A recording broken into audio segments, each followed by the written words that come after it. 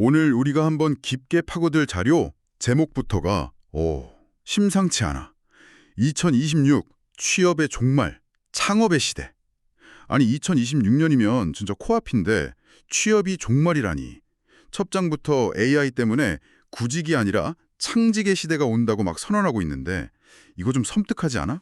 섬뜩하면서도 되게 현실적인 경고지. 이 자료가 그냥 AI가 일자리 뺏을 거야 이런 막연한 공포가 아니야. 구체적으로 뭐가 어떻게 벌어지고 있고 그래서 게임의 룰이 어떻게 바뀌는지는 딱 보여주고 있어. 취업 중심 사회에서 창업 중심 사회로. 이게 이 자료가 던지는 핵심 화두인 거지. 그래, 정해진 길은 이제 사라졌다. 뭐 이런 거잖아. 그럼 이 혼돈 속에서 우리는 뭘 붙잡아야 하는지, 이 자료가 말하는 새로운 지도는 대체 뭔지 지금부터 한번 제대로 뜯어보자. 자, 이 페이지를 펴자마자 좀 충격적인 그래프가 나오네. 닫힌 취업문, 사라지는 엔트리 레벨. 주황색 선은 계속 내려가고 파란색 점선은 계속 올라가. 정확히 봤어. 주황색 선이 대기업 신입 채용 공고인데 2020년까지 계속 줄어들고 파란색 점선, 그러니까 AI 업무 자동화 도입률은 엄청 가파르게 상승해. 두 선이 2024년에 교차했네, 이미. 와, 숫자가 되게 구체적이야. 2025년 대기업 신입 채용이 전년 대비 43% 감소하고 특히 IT 통신업 쪽은 67%나 급감한다고. 이 페이지의 핵심 인사이트는 딱 이거야. 기업은 더 이상 신입을 육성하지 않는다. 예전에는 신입 뽑아서 몇 년 가르치고 키우는 걸 당연하게 생각했잖아. 근데 이제는 AI로 완성된 거의 경력직 수준의 효율을 바로 원하는 거지. 신입 자리가 없어지는 거야. 3페이지도 비슷한 맥락이네. 평생 직장의 종말이랑 창업사회의 도래. 여기서도 2025년 대기업 정규직 신입 채용 43% 급감. 이걸 다시 강조하고 있고. 맞아. 이 슬라이드는 그 원인을 저성장과 AI 기술 발전, 이 두 가지로 꼽고 있어. 그래서 기존의 대학 가서 대기업 취업, 이 단선적인 성공 공식이 그냥 무너진다는 거야. 여기 이재명 대통령 신년사 인용구도 있네. 취업 중심에서 창업 중심으로 사회축 이동. 괜찮은 일자리, 그러니까 디센트 잡의 진입 장벽은 높아지고 기업들은 수시나 경력직 채용으로 바꾼다. 이런 흐름. 그렇지. 그리고 이 흐름 속에서 4페이지를 보면 솔로프로너라는 새로운 개념이 딱 등장해. 솔로프로너. 이거 혼자서 기업가처럼 활동하는 사람. 뭐 그런 뜻인가? 맞아. 그림 보면 가운데 창업자가 있고 그 주변을 기획, 개발, 마케팅, 재무, AI 에이전트가 돕고 있잖아. 자본이나 팀이 없어도 아이디어랑 AI 활용 능력만 있으면 거의 기업처럼 움직일 수 있다 이거지. 와, 실제로 카이스트에서 솔로프로너 육성 프로그램을 운영하고 미국 스타트업 중에 1인 창업 기업 비중이 35%나 된다고? 이게 그냥 상상이 아니라 진짜 현실이구나. 그리고 5페이지를 보면 이게 왜 현실이 됐는지 기술적 배경이랑 시장의 기회를 나눠서 설명해. 기술적으로는 AI가 코딩, 디자인, 마케팅을 다 해주니까 1인 유니콘도 가능해졌다. 뭐 이런 거고. 근데 재밌는 건 오른쪽 인사이트 부분의 역설, 더 패러독스야. 기술은 쉬워졌는데 무엇을 만들 거냐에 대한 통찰이랑 논리적 검증 능력은 더 희소해졌대. 바로 그 점이야. 누구나 쉽게 뭘 만들 수는 있게 되니까 정작 뭘 만들어야 하는지를 모르는 상황이 온 거지. 그래서 기회, 어퍼추니티가 바로 설계 역량에 있다는 거야. 정보가 너무 많으니까 흩어진 아이디어를 체계화하는 능력이 핵심 경쟁력이 된다. 아, 그래서 6페이지에서 문제는 아이디어가 아니라 구조다. 이 말이 나오는구나. 아이디어는 많은데 왜 실패할까?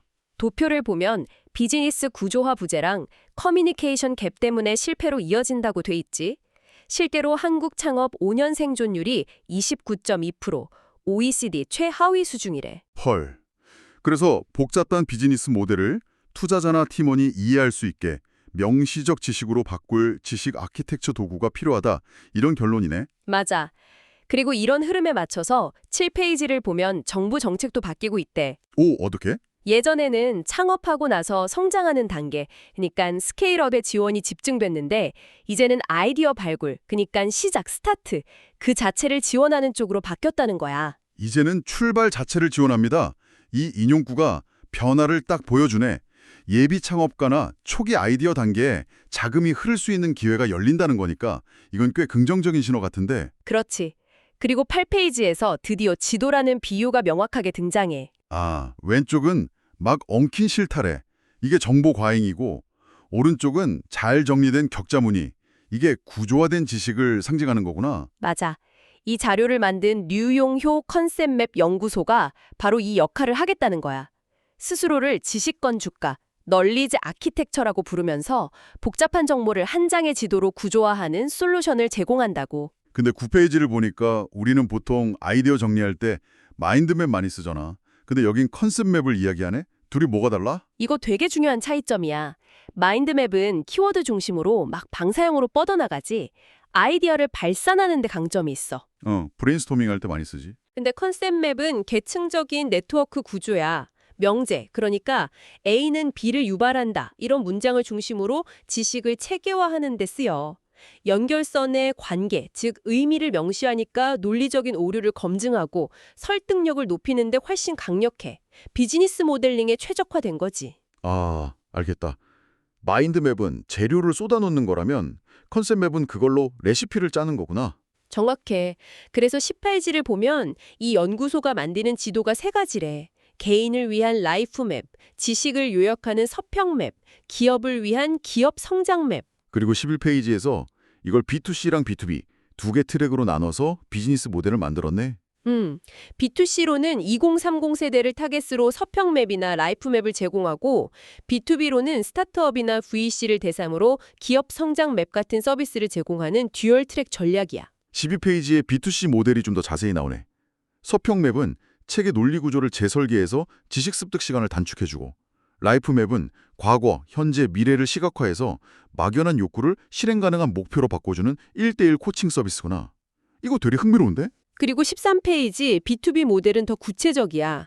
기업 성장 맵은 경영진의 비전이랑 실무진의 과업을 정렬, 얼라이먼트 시켜서 투자자 커뮤니케이션을 돕고, 프로세스 맵은 부서 간의 단절, 그러니까 사일로나 병목 현상을 찾아서 업무 흐름을 효율화하는 데 초점을 맞춰. 와, 14페이지에 나오는 5m짜리 대형 프로세스 맵. 이거 스케일이 엄청나다. 보이지 않던 부서 간의 문제점을 한눈에 볼 수 있는 전장 상황판 역할을 한다니? 이게 바로 보이지 않는 문제를 보이게 만드는 가장 확실한 방법인 거지. 대부분 회사는 부서 간 사일로 현상 때문에 비율이 엄청나거든. 근데 눈에 안 보이니까 서로 남탓만 하잖아. 아, 근데 5m짜리 지도에 회사 전체 업무 흐름을 쫙 펼쳐놓고 보면 어디가 막히는지 한눈에 드러나는 거지. 모든 관계자들이 거대한 상황판 앞에서 똑같은 그림을 보면서 이야기하게 만드는 거야. 듣고 보니 천재적인데? 근데 이런 복잡한 걸 1인 기업이 어떻게 감당해? 바로 그 지점에서 15페이지에 자동화라는 무기가 등장해. 제피어나 노션 같은 툴로 업무를 자동화하고 창업가는 반복 업무 대신 고부가 가치 지식 생산에만 집중하는 전략이야. 하루 10분 절약이 연간 40시간의 가치를 만든다는 말이 되게 인상 깊네. 결국 솔로프러너의 핵심은 뭘 직접 하고 뭘 위임할지 아는 전략적 사고방식이네? AI랑 자동화 툴은 그 전략을 실행하는 군대고. 정확해. 그래서 16페이지의 시장 진입 전략도 아주 영리해. 수많은 스타트업을 일일이 찾아다니는 대신 스타트업을 키우는 엑셀러레이터 AC랑 파트너십을 맺는 거야. 아, 그 문제를 그로스 매핑이라는 패키지 서비스로 해결해주면서 A씨와 스타트업 그리고 연구소 모두가 윈윈하는 공생관계를 만드는 거구나. 똑똑하다. 그리고 17페이지에서는 파트너들에게 어떤 가치를 주는지 설명하고 18페이지에서는 3단계 로드맵을 보여줘.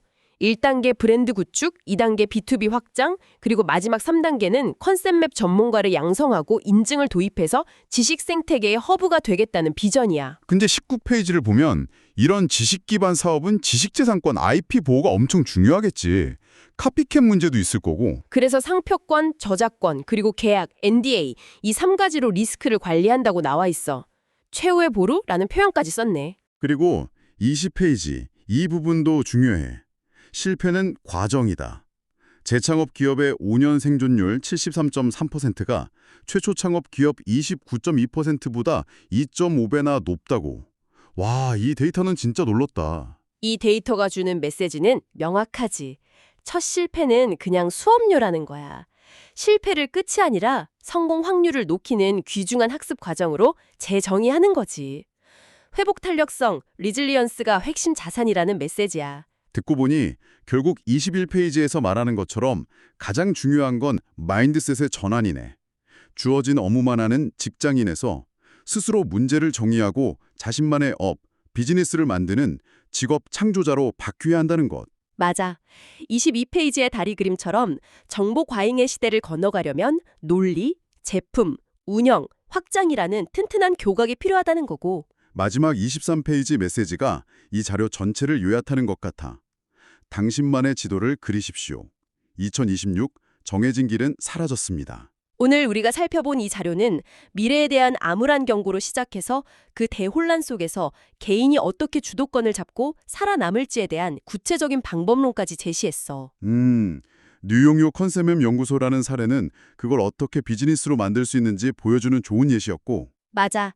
여기서 말하는 지도는 그냥 사업계획서를 넘어서는 것 같아 흩어진 생각을 구조화하고 보이지 않는 가치를 눈에 보이게 만드는 모든 과정. 직장인에서 직업 창조자로의 마인드셋 전환, 이게 계속 맴도네. 이건 단순히 창업하라는 메시지를 넘어서 어떤 일을 하던 스스로 문제를 정의하고 자기 일의 주인이 되라는 의미로 들려. 좋은 지적이야. 마지막으로 청취자에게 이런 질문을 던져보고 싶어. 만약 당신의 경험과 지식이 한 권의 책이라면 그 책의 논리 구조를 한 장의 지도로 그릴 수 있을까? 그리고 그 지도는 당신을 어디로 이끌고 있을까? 이 질문을 한번 곱씹어 보는 것만으로도 자신만의 길을 찾는 첫걸음이 될 수 있을 거야.